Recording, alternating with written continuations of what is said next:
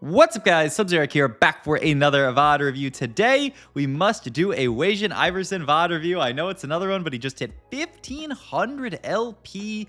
In any other server, this guy would be rank 1, but sadly, the Setsuko guy is also just giving him a run for his money. Setsuko blowing to 1,630 LP, and he's still live right now. He might go higher than that, which is just crazy. And we will do a Setsuko VOD review at some point, but today's for Wasianiverson, 1,500 LP. You can see this last 10 is just beautiful. Couple of 6 in there, and besides that, it's 5 firsts and 3 seconds. I mean, what can you say about this guy? One of the things that you can say about this guy, actually, I'll tell you right now, is that this guy just every single time he gets this like weird crazy spot across a spot that any other normal player would probably bot 4 in, he manages to convert it into a top 2. You can see here if I just move my head here, boom, top 2 in all of these games so far. 1.8 AVP. I mean, the guy is just an absolute monster here, and we have to VOD review him to see like how he's doing this here. I want to actually see what the Stargazer was this game. Let me look at this real quick, just because it is kind of important. Not really to this. It's the boar. Okay. It's not important to this game, but it is important to something that we're going to see in a second, which is Wasian's priority on this Melio Lulu reroll line. This line has been picking up a lot of steam. I saw it a lot today in the trials, and he does just sell off the Melio here, even with reasonable items, but I think his idea is the board's not very good for this line, so we aren't really that interested in playing into it. We do have a couple of Primordians here, just kind of pieces of different openers here, nothing crazy, and we do also have this Poppy Portal, the 2-component opener, so we can kind of build whatever we want here, and we get the Belbeth, which makes it very easy to play into this line, which is nice. First augment here, Prismatic. Curse Crown, we stick together, Golden Gamble. Curse Crown, I'm not taking this augment, man. He rolls into Worth the Wait 2, and this is where the game starts to get quite interesting, is that Wasian sees Worth the Wait 2, and he's actually quite excited about it. This is not an augment that I think is like really strong in general, but in this spot, it actually makes a lot of sense because we have the 2 components. So what we can do very likely is get to a 2, maybe even 3 item by carousel, carry, hopefully, in this spot. If we get a tank, it's going to be like a little sus. But we can very quickly get to, a 3 item, 2-star 2 cost, which in a lot of situations is just going to be quite strong. And so Wasian, yeah, he sees Worth the Wait, and he basically just zeroes in on this option here. Now, here's where the game gets even more interesting, is we get Pyke, and our item here is Sympathetic, which is obviously not good on Pyke. We pop our first Anvil looking for IE or Edge of Night component, and we miss on both, which is also really awkward. So we're gonna have to take what, Giant's Belt here for like Armor Shred or Heal Cut or something. Yeah. Oh, he's looking at Rod. Yeah, I think Giant's Belt makes the most sense to me. And then he does get the glove here, so he can at least make the IE. But this is already quite a strange spot. You can imagine is we have these Pykes with Sympathetic, so we don't actually have the item for Pyke. We have this 3 Primordian opener, which is going to generate us a little bit of extra econ to play with, and we do take a good loss here, but it is a loss nonetheless. Now that we have Pyke too, we can think about playing Pyke on this board and just moving the items over to him, which is chill in some ways, but we have to figure out what we're actually doing this game. We're going to have a Pyke 3 this game, guaranteed. What are we going to do with it? How are we going to play around it? Really, I want to VOD review this game because I think if I was in this spot, I'd be like, oh god, I have no clue what I'm going to do. And honestly, I don't think you can predict the board that Wasianiverson is going to play this game. Also, this guy slams a Radiant Edge of Night just to cheese and win the fight. What the hell?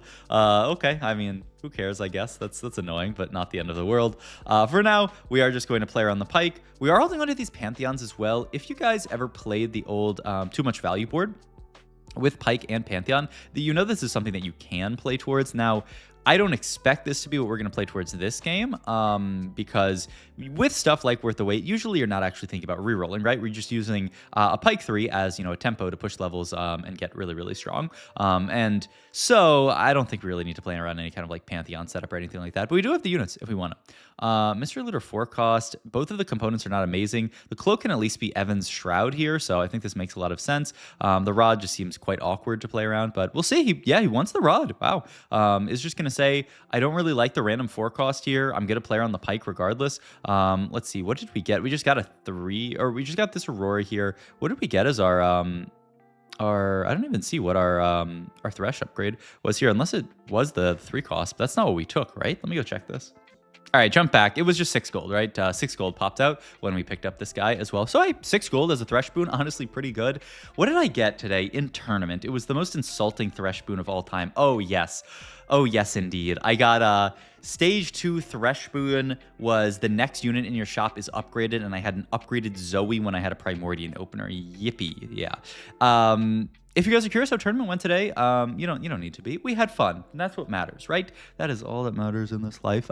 We can see already Wasian kind of team planning out his board here, and it's a cool idea. His idea is that we could still just play towards the old school Victor Nami style board. We have Sympathetic, which is a pretty good item for it, and Pyke obviously fits onto this board, and so then we can kind of like duo carry this Pyke plus potentially Victor. Maybe there's even room for us to down the line get to like a 4 Psionic. They did buff a lot of the 4 Psionic stuff, though. I don't know if we're really going to make it all the way there. You can also see positioning-wise, Wasian's doing this thing that a lot of players do when they play around Pyke, is they're doing the split the enemy front line idea. The idea is you want to pull enemy tanks away from the backline, ideally split the front line so that Pyke can then just, jump forward and snipe backline, because this Pyke unit, when he does snipe backline, does just straight up win you fights. And honestly, it's kind of funny. I think a lot of people, you saw like Wasian's entire chat when he got this Pyke, they were like, lol, Pyke, like, what are we going to do with Pyke?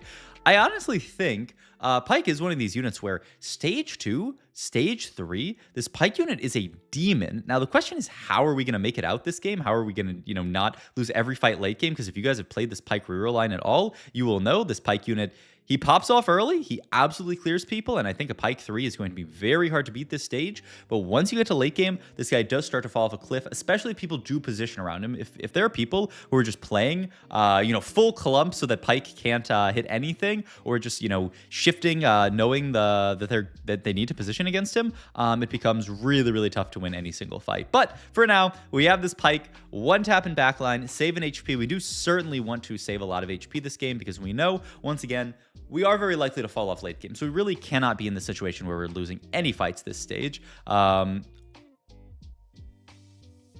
no way he takes Recom off here, right? But it would be so sick. Oh, I actually kind of want to turn on his commentary for this just to hear, but... Oh. I'm down. He's... fuck it. Oh my god, he actually took it. He actually took it. I did not look that far in the bot. I did not know that he actually took this. He actually takes it and recombobs into the Ross 3 here. Now, problem. Whenever you do this, there is a very real risk that you run that you hit a unit that cannot use these items whatsoever. Kind of what happened here. We have a Ross who we are actually going to throw the Hodge IE onto to have this guy do some damage. The nice thing is that the Ross does fit on this board that we were thinking of playing already. I mean, we had this idea of there are 3 different 3 costs. If we hit any of those, then it's very likely that, we can just play out our comp as normal. And yeah, this is what we are going to do here is we have this random Ross here. He's honestly pretty decent on this board here. And yeah, we can just now remake this Pyke 3. That's the funny thing is that, Worth the Wait, the Prismatic one, oftentimes you do run the risk of, if you're trying to play for 4-star Pyke in this spot here, usually that's a mistake. You can, just waste way too much time digging for Pyke, and you're gonna get it so late into the game that by the time you actually get it, the game will basically be over.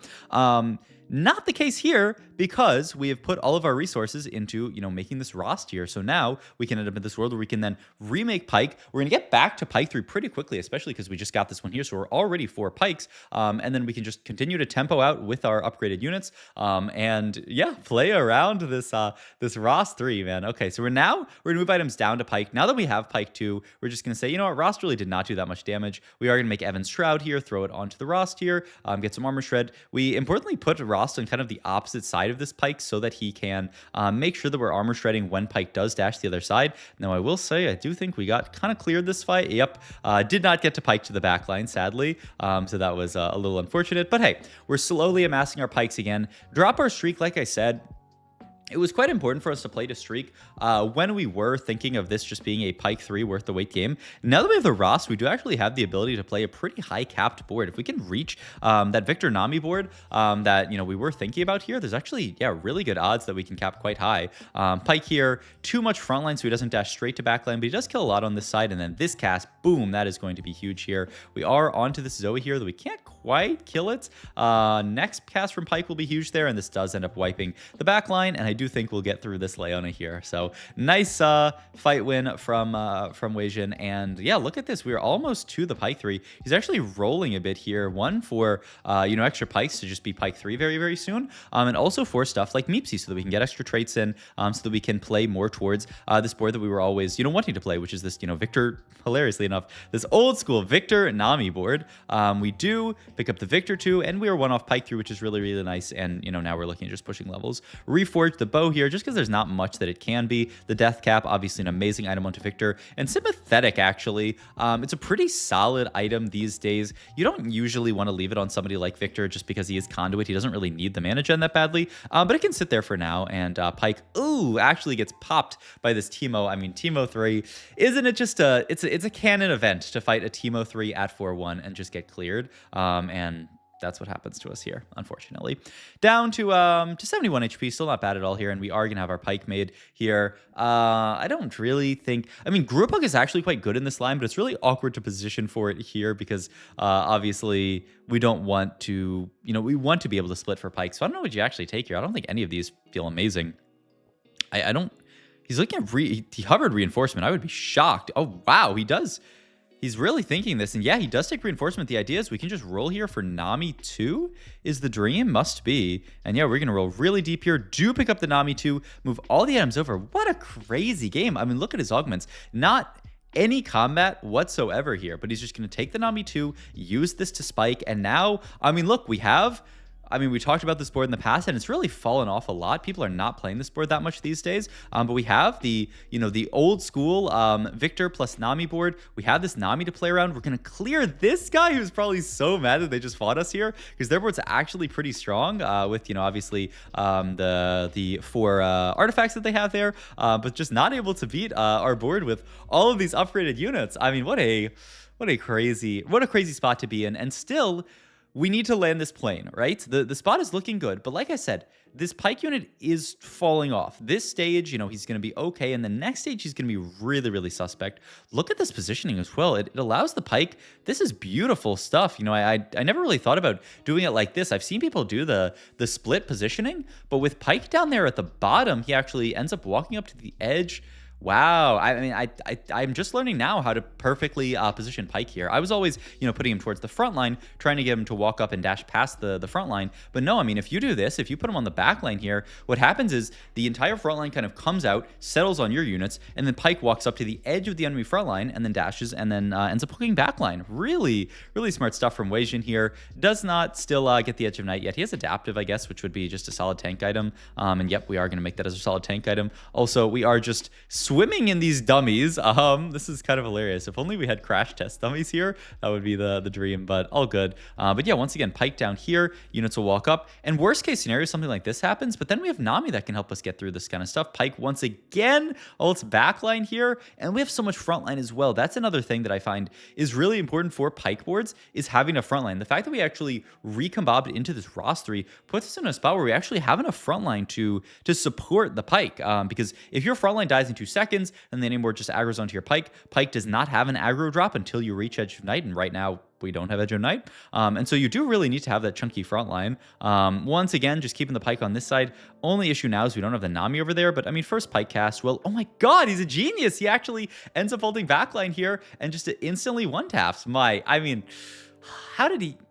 I think this is just the expertise of Wasianiverson already knows perfectly how to play into this Pyke setup here. Really need to get that Edge of Night plus random Rod here. It's a little scuffed just because we were left with 1 extra component, but he says, good enough here. And we know we're getting Thresh Boon here, which you can see. Look at this lobby, by the way. Almost an entire lobby, 7 of 8 playing Thresh Boon here, which means the entire lobby is going to get that long-term scaling, get all those extra, stats from Thresh. We know because we have this extra open component here. If we get something like a 6, we might just roll an item. I mean... All right. I mean, that I will say.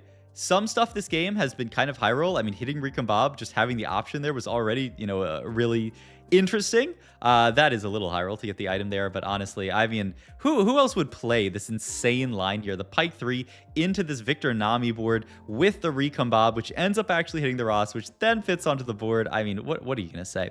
But here is the scariest part in the game.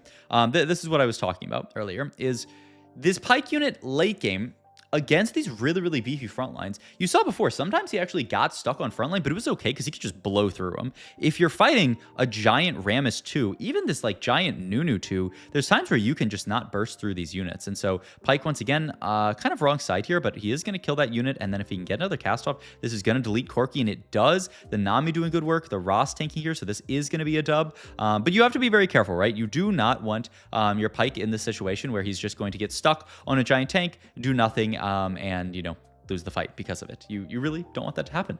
Wasian also being a little sneaky here. He has the 3 free rerolls. The problem is this guy is holding on to Nami's, but he's considering, actually, it looks like playing for Nami 3 here from this spot, because he could push level this round. He's not going to do it, though. He's going to hold his gold. He got 3 rerolls off Thresh, so, we can use those potentially to dig for the Nami 3. The thing is, we just have to let this Nami player end up dying. And hey, this is going to be a dub here. So dropping down quite low here. Extra item here. It's Shojin? Shojin, and then just move the Morello over. Yeah, I like this a lot. It's kind of awkward, just like Sympathetic is already a mana generation item, and so Shojin is just another mana gen item on top of it. But you don't really want the Morello onto the Nami, and honestly, double casting Nami, it's not the worst thing. Anyway, so yeah, he's very diligently scouting this guy, and this guy is also holding a Nami. I think our Nami 3 dreams might be a little cooked, right? I mean, I guess maybe we could kill both of the Nami players and play for it. It would be sick, and Wasianiverson is never against playing for 3-star 4 cost. Also, what a close fight that we end up winning. Oh my god. I mean, he's sitting on 100 gold, gets another 6. Oh wow, this is a 6. Wow, that was a lot of stats, actually. That's really good. Pick up the Blitzcrank here, who a decent hit on this board. There are no more just easy traits that you can add to this board. The board fits perfectly on level 8, and then, the Rost on top of that. But there aren't any other kind of like random, +1 traits you can get on this board. But you can just play for good 5 costs on your board. Bard is usually the one that you're going to play because he's another conduit onto the board, but Morgana does well. Even Shen looks like fine in the stats onto this board. So that's what we're looking at here. Top 4 easily locked in for Wasian, but he did lose that fight, right? This is what we were talking about, is the falling off of the Pyke, which is the struggle for Wasian. Is he wants to play for a better score this game. He's on a huge win streak here, but it's very possible that he just loses fight and ends up going like top 3 from a spot like this, which is crazy, but it's very possible. Now, he is looking at, just pushing the level 10 here, just finding the best 5 costs he can on this board. He does have, the possibility of just playing a 4 Vanguard board. Kind of crazy, instead of playing other 5 costs, but he says, all we really need on this board is some more frontline. He's thinking, he thinks about potentially, not playing that and playing the Bard, but he says, 4 Vanguard. What else can you do? I mean, it's a lot of extra frontline on this board. It's a Nunu for CC on this board, which is going to help our Pyke. The Pyke does get into backline here, which is huge. Goes back to frontline. Does he have enough damage to close out this fight? Nami close it out decently. The Ross, last unit alive, versus the Blitzcrank. This cannot be very good. He's doing good damage, but I think the Blitz will close it out. So yep, that's a fight win for the enemy board there. We do get top 3 at least, but still, we need to, really just figure out what our strongest board is here. He does end up cutting out the 4 Vanguard here. Is just going to play this. He's even considering dropping out a Mordekaiser here, but he's too good of traits on this board, I think. Blitz on the front line here, just to try to get this cast off onto the Leona really, really quickly, though he can't CC it because of the Silver Mirror. Pyke does a lot of good work, jumps onto backline, that's huge. And I think, we do win this fight. That's a huge win against Protectoral. Kills him, actually, so top 2 locked in here. And now we just need a position versus this last board here. Does pick up the Nunu 2 here, so I'm thinking he's actually, he's gonna make the swap out. Loses, no, you lose Dark Star. It's such a crazy swap to go for. And so he opts to just play this current version of the board. All right, Pyke on the left side here. We need to get through this front line, and then Pyke can dash to backline. Second Pyke cast here is gonna be huge. Does kill 1 backliner. The enemy board is actually clumping up their backline a little bit to try to stop them from getting blown up by Pyke, but the Nami does too much damage on top of it. This is where pushing level 10 and actually playing for this insanely high cap is really, really good for Wasian. He's in this spot here where he's actually capping capping so high that he might actually win the lobby, which is crazy with this Pyke board. But all right, one more fight to go potentially. If we lose this one, there could be one after it. He's got the Pyke still on the right side here. The enemy board still clumped up here. He swaps the Ross last second to have good frontline in front of this board. He wants to just lock the enemy board in there. Pyke dashes over there. Next cast is going to be on backline, kills the backliner, and then the next Pyke cast kills the backline again. And yep, it is just a first place masterclass from Wasianiverson with Pyke 3, Worth the Wait, recombob into Ross 3, into old school Nami plus Victor. I mean, who else would play this game but Wasianiverson? To a first from this roster. I mean, just an absolutely insane game, and just shows how good this guy is. Just the quick thinking on everything this game was just absolutely insane. So I hope you guys enjoyed this video as always. If you did, please like the video. Helps me out a ton. Subscribe to the channel if you are enjoying my videos. Comment down below what you think about this game, Wasianiverson's Climb. If you have any suggested players or games to VOD review, I'm definitely all ears. Follow my Twitch down below, streaming. Tomorrow is Monday, another day, clocking in 8 a.m. Pacific time for my stream. So come check me out and check out my Metafy as well for all your coaching needs. All right, I will see you guys in the next video. Thanks for watching as always. Bye-bye.